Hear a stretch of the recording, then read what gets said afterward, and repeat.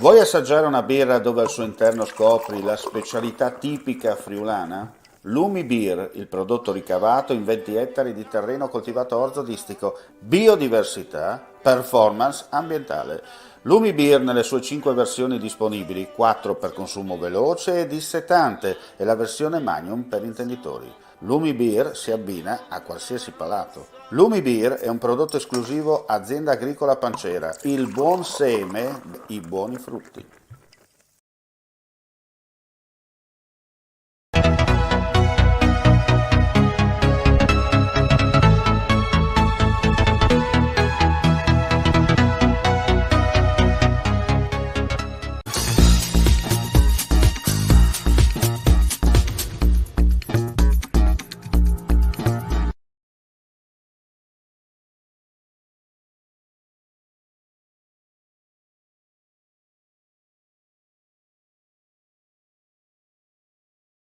Innanzitutto buongiorno, facciamo un po' una veloce immagine prima di parlare con l'ospite, la finestra informativa perché sta nevicando, ecco, sta in questo momento nevicando, non so se si nota, ma sta cadendo la neve, è arrivata una nuvola un po' particolare, ma sta praticamente nevicando, ecco, queste sono le immagini in diretta, le prendiamo proprio al volo, non sta per fortuna attecchendo, però sta nevicando, ecco, sta cadendo la neve, sono le 14.27, è arrivata una nuvola, fino a mezz'ora fa si stava tranquillamente fuori, una nuvola fredda e praticamente sta buttando un po' di neve, sicuramente non andrà per le lunghe come si dice in questi casi e ci scusiamo per questa veloce spostamento di camera, ma vi abbiamo cercato di dare, come vedete, in tempo reale quello che accade. Probabilmente fra 5 minuti passa il vento, passa la nuvola e di fatto sarà anche, come si dice, più caldo di prima. Vado subito a salutare il nostro ospite, Cristian Sergo, consigliere regionale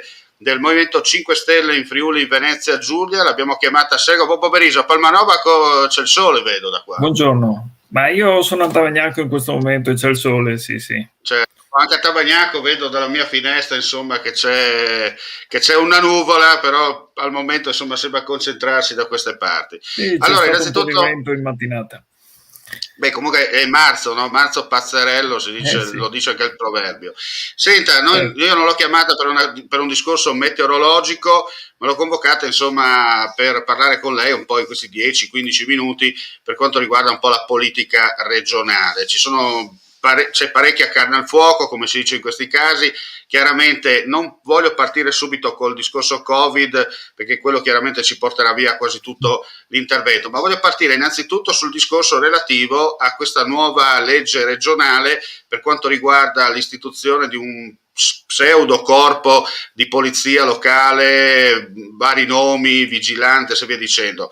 Il 5 Stelle insieme agli altri gruppi di opposizione chiaramente sono sul piede di guerra. Ma sì, non è tanto per il pseudo corpo di polizia locale che comunque noi abbiamo già un corpo chiamiamolo corpo, nel senso che abbiamo tanti corpi di polizia locale sparsi nei vari comuni della nostra regione.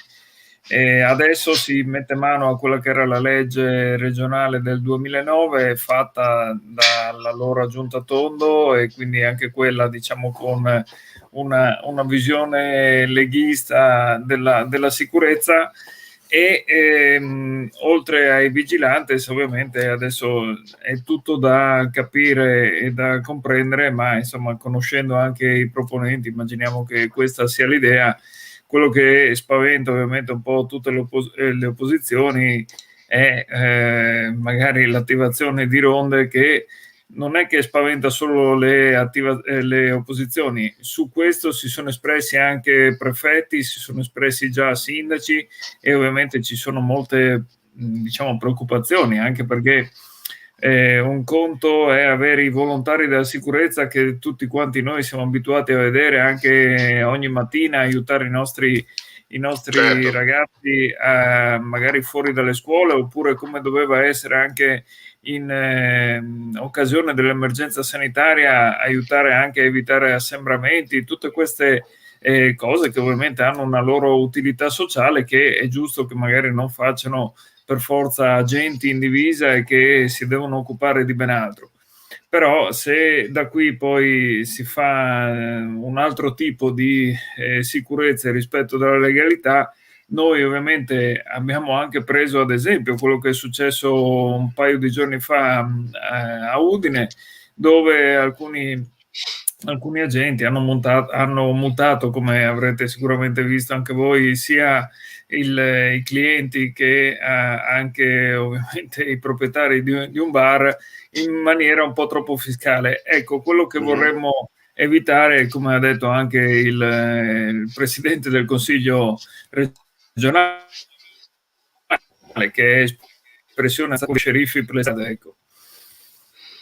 Ecco, lei mi ha anticipato la domanda, no? Volevo dirle, si va a rischio che si metta in gioco il discorso legato, come ha detto lei, agli sceriffi, no? Cioè controllo a tappeto, senza più di tanto dialogare, no, con le persone, ma scrivere verbali tanto per fare cassa in un certo senso.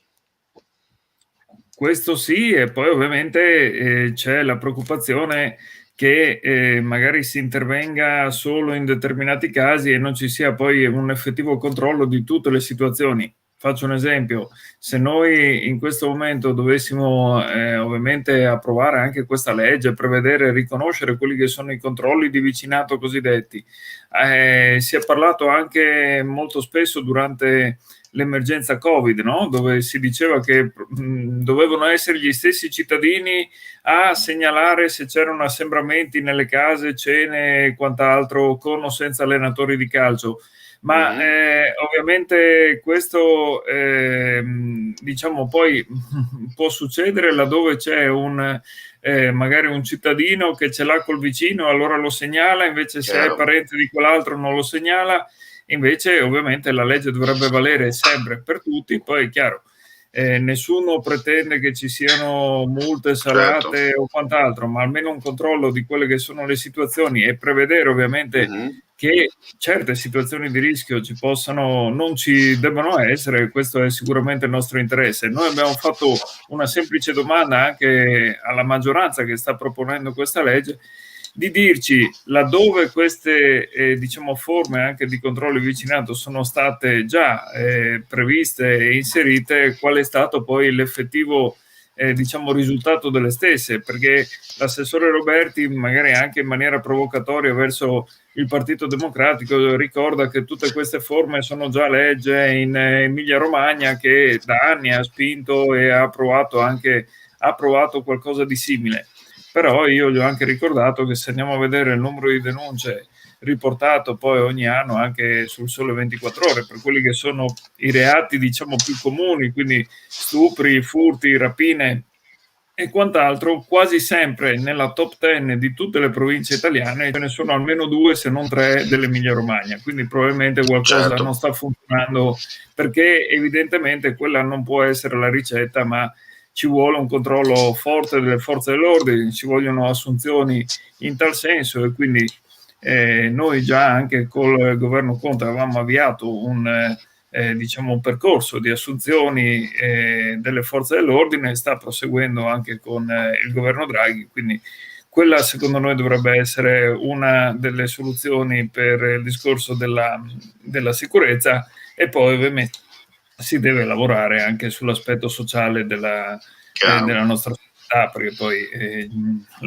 la sicurezza ovviamente è un discorso molto molto più ampio, e ovviamente quella che può essere la preoccupazione è di non mettere in mano magari a pochi esaltati la possibilità di intervenire su situazioni in cui non dovrebbero intervenire. Certo.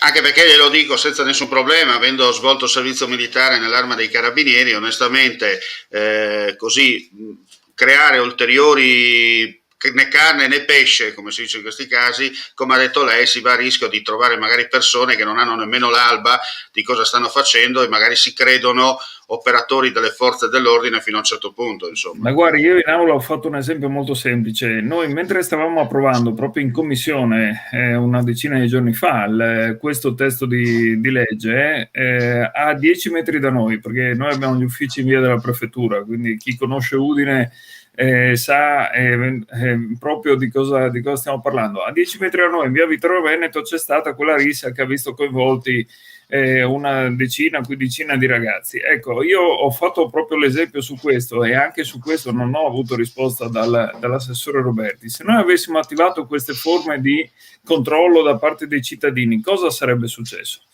Cioè, sarebbero intervenuti e avrebbero peggiorato la situazione, quindi entrando ovviamente in un meccanismo di risse anche in quel caso, si sarebbero limitati poi, come hanno fatto effettivamente già i cittadini che erano presenti, a fare magari delle riprese col telefonino, a chiamare le forze dell'ordine, quindi attendersi anche l'intervento delle stesse. Questa è la risposta a tutto, che poi metterebbe fine un po' a tutte le polemiche, perché se stiamo dicendo che un cittadino deve chiamare la polizia, allora può farlo ovviamente chiunque, e dovrebbe farlo ovviamente chiunque, dovremmo insegnare a tutti ovviamente a farlo e spiegargli perché è fondamentale. Se invece diamo la possibilità a qualcuno di intervenire in quei casi pensando di essere riconosciuto dalla regione come tutore della legge, e allora stiamo parlando d'altro. D'accordo con lei. Poi tra l'altro ricordiamo anche che nel frattempo si è specificato anche per quanto riguarda il ruolo della protezione civile, no? Perché negli anni è capitato spesso di vedere magari i volontari della protezione civile svolgere servizio di vigilanza e di viabilità non consentita dal regolamento, tra l'altro, no? Sicuramente, ma guardi, io proprio facendo gli esempi anche di quanto avviene in Emilia Romagna, un comune abbastanza grande che da noi praticamente potrebbe essere il quarto comune della regione, quindi oltre i 30.000 abitanti, ha fatto recentemente diciamo una lista di quelli che sono stati gli interventi anche dei volontari della sicurezza in quel comune nel corso del 2020. Praticamente sono stati utilizzati per distribuire mascherine ed evitare gli assembramenti di cui le parlavo anche prima. Tutto ciò che in teoria già fa la protezione civile, quindi non è che questo diciamo possa incentivare o addirittura necessitare la riconoscenza di queste persone, il riconoscimento di queste persone all'interno di una legge che parla di pubblica sicurezza e tutela della legalità. Questo non ha niente a che fare. Il volontariato e la protezione civile ovviamente sono fondamentali, noi l'abbiamo detto per tutto il corso anche del 2020 e l'abbiamo anche ribadito, ci sono anche i percettori di reddito di cittadinanza che, se i comuni attivassero i progetti utili alla collettività, potrebbero dare una loro mano anche per svolgere questo tipo di funzioni. Ma non sarebbe, mi permetta Sergio, non sarebbe stato magari utile anche contattare le varie associazioni delle varie associazioni presenti sul territorio, come poliziotti, carabinieri, guardia di finanza, cioè chiaramente non simpatizzanti, ma gente che ha svolto il servizio e che fa parte di queste associazioni, che ha tra parentesi il patentino in un certo senso di cosa vuol dire fare prevenzione, di cosa vuol dire fare pubblica sicurezza, e nel caso in cui, diciamo così, serva, ausiliari di polizia giudiziaria per allertare chiaramente le forze dell'ordine nel caso in cui si passi, no, il step dal classico intervento diretto o indiretto. Questo non è stato fatto, per dire. Ma questo, allora, qui entriamo su due diciamo discorsi diversi. Uno è quello delle mancate audizioni in commissione, perché questa legge, secondo la maggioranza, doveva essere illustrata, esaminata e approvata nella stessa commissione che le dicevo prima, cioè nell'arco di 3 ore. Certo. Questo, diciamo, non permette e non ha permesso neanche né un dibattito serio all'interno della commissione stessa, ma soprattutto non ha permesso neanche la possibilità di audire le persone coinvolte. Quindi noi non abbiamo sentito prefetti, non abbiamo sentito il comitato tecnico della sicurezza, non abbiamo sentito le associazioni volontariate, perché poi stiamo parlando di volontari, no? Infatti c'è stata anche durante la discussione in aula, praticamente mentre noi eravamo a Trieste, è arrivato anche una lettera del forum del terzo settore dove si diceva: guardate, voi non potete fare una legge senza ascoltarci. E lì più o meno poi ci siamo un attimo bloccati, ma poi alla fine la maggioranza ha voluto andare avanti lo stesso, e adesso dovremmo tornare la prossima settimana all'approvazione della legge. Però diciamo che questo intervento di quelle persone che poi ha appena citato lei sarebbe anche previsto in forma ovviamente volontaria, cioè E il problema è quello, perché ci Chiamiamoli sono anche. ausiliari, dai, tanto per essere un po', per usare un termine Sì, più ma corretto, cioè, ausiliari in un certo senso. l'assessore dice: "Ma chiunque può partecipare", quindi se vogliono partecipare anche le associazioni, ovviamente delle ex, chiamiamole così, forze dell'ordine, possono farlo anche l'ANPI con gli alpini. Chiunque può partecipare. Ovviamente si iscriverà in questi albi, ci saranno anche dei requisiti, ma come detto anche ieri, non è tanto il problema di usare o no i volontari, ma il problema di chi, cosa e come gli si farà fare Chiaro. determinate cose. Si va a rischio chiaramente di creare qualcosa di non simpatico, insomma, come ho detto prima, né carne e né pesce, perché Ma non si soprattutto capisce secondo me esattamente. si va a rischio di integrare, diciamo, quelle che invece dovrebbero essere le forze dell'ordine, che hanno bisogno Certo, di essere potenziate. Questo è il problema, e quindi magari pensare che con 10-15 gruppi attivi in giro per la regione, 100 o 200, uno per comune, quelli che potranno essere, non ci sia più bisogno di implementare i nostri poliziotti, i nostri carabinieri. Questo secondo me è ancora l'aspetto più, diciamo, grave di chiaro. tutta la vicenda. No, no, sotto questo punto di vista sfonda come una porta aperta, perché ripeto, io ho anche l'esperienza diretta, avendo svolto il servizio militare nell'Arma, in stazione, tra l'altro sulla territoriale, non è che stavi lì a battere a macchina e basta, cioè lavoravi anche sul campo e le posso garantire che non è così semplice come qualcuno pensa. Senta, cambiamo argomento e chiaramente dobbiamo gioco forza entrare sul discorso della pandemia da Covid-19, l'indice RT abbiamo visto che purtroppo è in aumento e questo chiaramente non porta buone nuove a breve, no? In un certo senso. Ma se per buone nuove intendiamo nuove aperture o meglio uscire dalla zona rossa, no, io sento già che comunque quasi per un mese mi sa che ci rimarremo. Forse anche di I più. numeri, i numeri sono importanti, nel senso che il numero dei contagi, vabbè, quelli che vengono rilevati ogni giorno sono sicuramente importanti. A noi quello che ha spaventato negli ultimi giorni sono sicuramente i numeri poi anche di accesso ai pronto soccorso, perché finiscono per mettere ancora di più sotto pressione i nostri operatori. Il pronto soccorso di Udine è stato per 2 o 3 giorni con circa 6 codici rosso attivi, e questo vuol dire evidentemente che c'è una difficoltà sia a trasferire poi determinate persone in altri reparti, sia un numero di accessi molto, molto alto.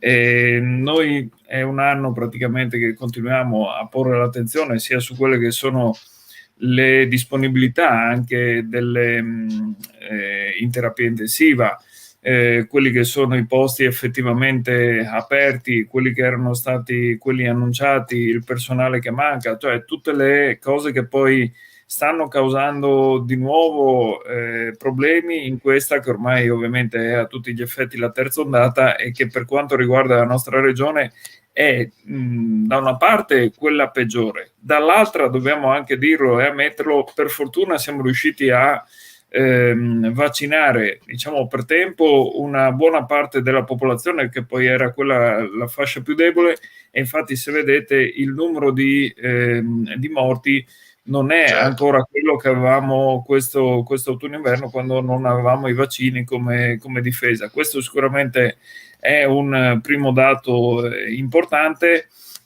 Abbiamo visto anche tutto quello che è successo in questa settimana per quanto riguarda i vaccini. Noi ovviamente consigliamo a tutti di fare e di prenotarsi ovviamente per i vaccini. Abbiamo visto che ci sono state delle defezioni, tutto è ovviamente capibile, però insomma, se ci sono state le rassicurazioni ovviamente anche dal punto di vista scientifico su quelle che possono essere anche state le cause di morte, anche perché questo è successo, che ha bloccato tutto. Guardi, Vediamo.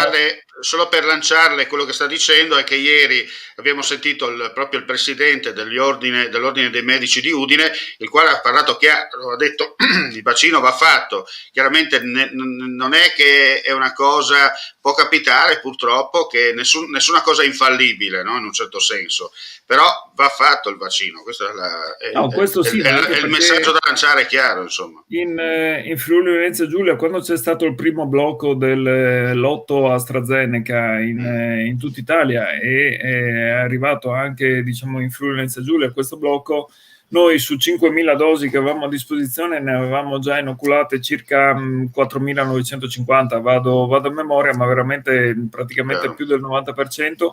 E su queste in regione non c'è mai stata una reazione avversa, quindi questo ovviamente va detto. E sì, avversa nel senso, a parte i primi sintomi, che quelli sono veramente diciamo ormai normali, però di cose gravi effettivamente non c'è mai stata segnalazione in questa regione. Chiaro. Senta, per quanto riguarda l'operato invece dell'amministrazione regionale, chiaramente le chiedo un suo giudizio non solo da parte politica, ma diciamo così a 360 gradi. Ma è sul Covid o in No, generale? in generale sul discorso della gestione della pandemia, chiaramente. Della pandemia, ok.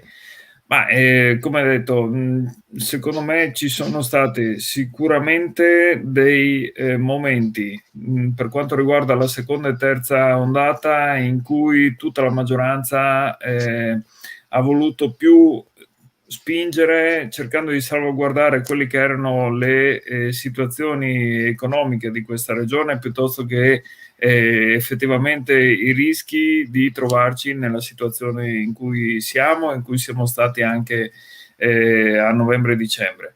Questo è più che altro un problema di messaggi che si voleva lanciare. Noi 10-15 giorni fa dicevamo che dovevamo tenere aperto tutti i ristoranti anche la sera, questa era la polemica e l'interesse ovviamente della gente, e poi chiaramente questi messaggi hanno comportato un allentamento di quelle che sono anche le misure che ogni cittadino poi deve in qualche modo tenere, e il numero esponenziale di aumenti di casi di questi giorni è anche frutto di quei messaggi che noi abbiamo sempre definito sbagliati.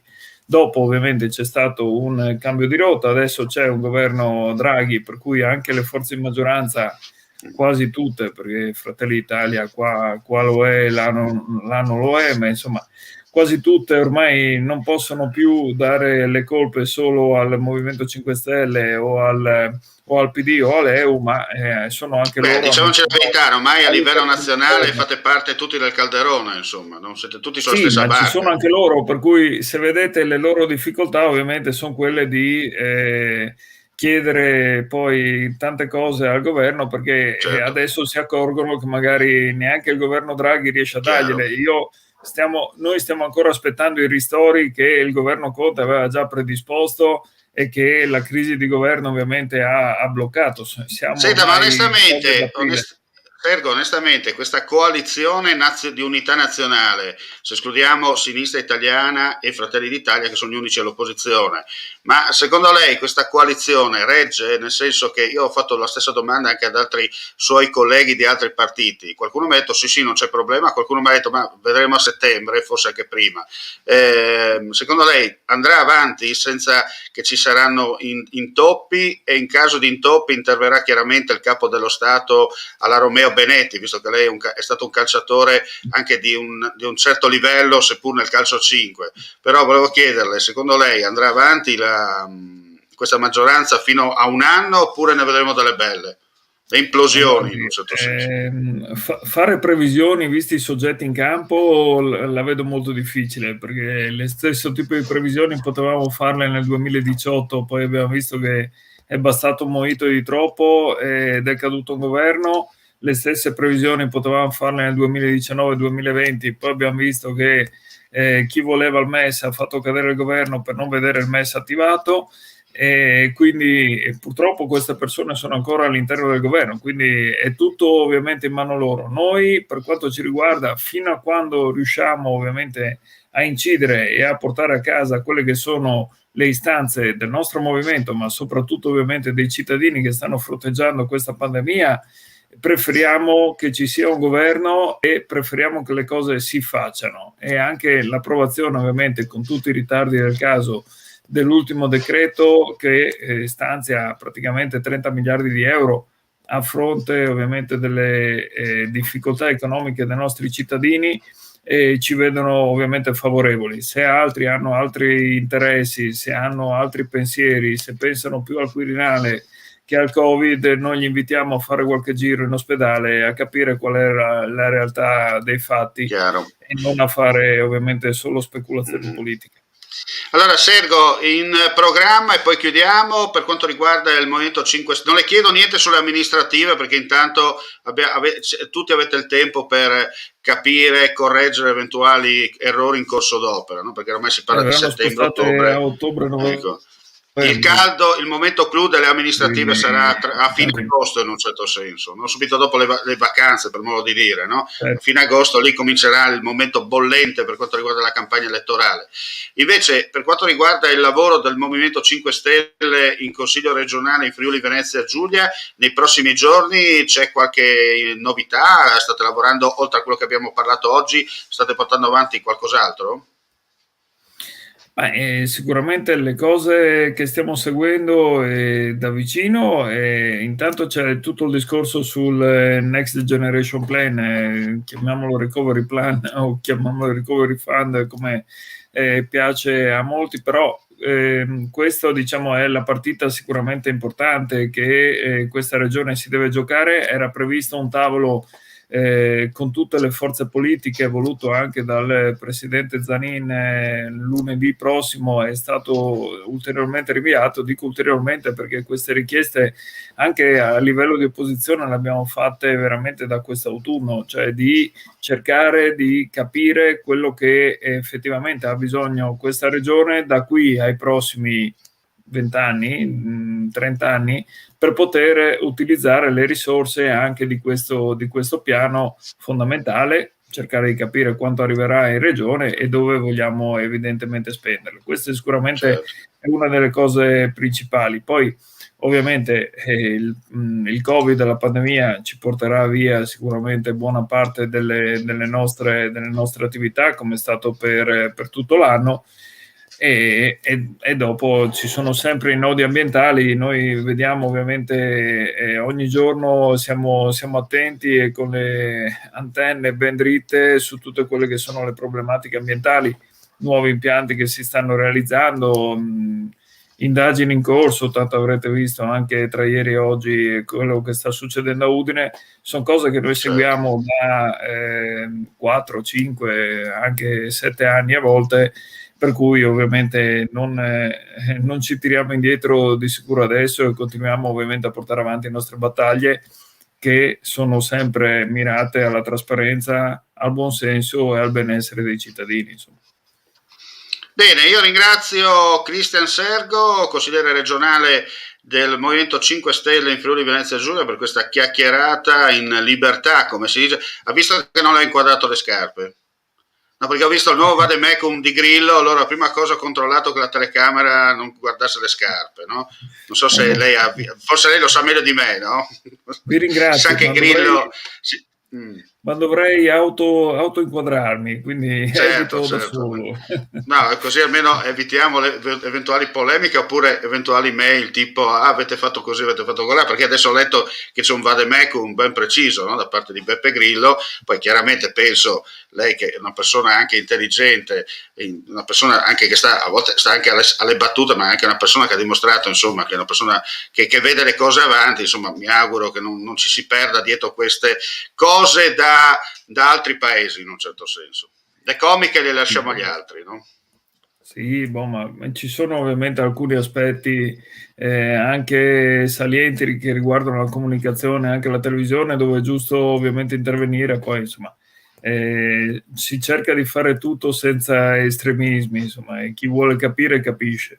Chiaro. Ma adesso che siete in maggioranza per l'ennesima volta entrerà qualcuno in commissione di vigilanza della RAI e sistema le cose, dai, tanto per poi magari la Lega prenderà una cosa, i 5 Stelle prendono un'altra, Forza Italia non gli interessa perché c'è già Mediaset, poi comunque avrà il TG2 e via dicendo, insomma alla fine è tutto bene quello che finisce bene, dai. Ma neanche tanto, perché noi a queste spartizioni non crediamo, non vogliamo neanche credere, quindi se dovessero continuare non sarebbe un bel segnale per nessuno. D'altronde, io mi auguro quello che ha detto lei, però non si sa. Le No, vie del no, Signore, dico, soprattutto. come ho detto, io mi baso molto sul buonsenso, poi Chiaro, queste cose qui non hanno niente a che fare col buonsenso, hanno tutte altre logiche e quindi, come detto, mi auguro che si possa cambiare anche in Italia una volta per tutte e fare quelle leggi che permettono poi di avere un'informazione quanto più libera certo. possibile e ovviamente dando la possibilità a tutti i cittadini di farsi un'idea di quello che sta succedendo. I cittadini in questo momento chiedono meno barzellette e più fatti, dai, tanto per essere chiari, perché poi non Sicuramente. possiamo lamentarci, lei mi insegna, poi non possiamo lamentarci se la gente non va a votare, perché d'altronde se chi eleggi poi fa il comico, nel senso comico in generale, e poi magari anche pagato, è chiaro che poi la gente si stufa, dice che voto X o Y o Z non cambia niente. Invece la politica adesso deve dimostrare non solo di avere i cosiddetti, ma dimostrare più serietà, più fatti e meno buttad tanto per, come lei giustamente È il è motivo stato per molto chiaro. cui è il motivo per cui la Mm. maggioranza italiani ama e ha imparato ad amare Giuseppe Conte. Chiaro, bene, che non è l'allenatore dell'Inter, ricordiamolo. Bene, io Buono. ringrazio Cristian Sergo e rimaniamo in contatto chiaramente se ci sono novità e via dicendo per fare, come si dice, queste finestre informative. Le auguro buon pomeriggio e buon Siamo qui weekend. e grazie a voi per la disponibilità. Bene, io ringrazio dunque Cristian Sergo, torno in studio per dire che non ci sono novità per quanto riguarda notizie dell'ultima ora, c'è un po', come dice il tempo, balordo, ma siamo a marzo e marzo è pazzerello per sua natura. Per quanto riguarda l'informazione video, vi diamo appuntamento intorno alle 18:15, 18:20 con Linea Notizie Sera, chiaramente nel corso del pomeriggio vi terremo aggiornati se ci saranno novità di cronaca con un video servizio o con le nostre notizie flash. Buon pomeriggio, io in questo momento mi rimetto davanti al televisore, la Milano-Sanremo è entrata nella sua fase decisiva, sono in questo momento i corridori, hanno appena superato Finale Ligure, dunque si stanno involando, hanno passato Savona, sono sulla Aurelia, si stanno dirigendo verso i capi e poi chiaramente Cipressa e il poggio finale. Arrivo previsto, presumo verso le 17, mancano ancora circa 2 ore di corsa. C'è anche Matteo Fabbro, chissà, vedremo insomma. Grazie per la visione all'ascolto e come detto 18:20 con Linea Diretta Sera. Vuoi assaggiare una birra dove al suo interno scopri la specialità tipica friulana? Lumi Beer, il prodotto ricavato in 20 ettari di terreno coltivato orzodistico, biodiversità, performance ambientale. Lumi Beer nelle sue 5 versioni disponibili, 4 per consumo veloce e dissetante e la versione Magnum per intenditori. Lumi Beer si abbina a qualsiasi palato. Lumi Beer è un prodotto esclusivo Azienda Agricola Pancera, il buon seme, i buoni frutti. Claudine, locale per palati fini e buongustai, dove si mangia, si beve e si respira Purda, Collio e Quay. Sono Claudia Zano, la titolare e vi aspetto per le mie specialità. Cosa aspettate? Claudine, Food, Wine, Music e sei in pole position.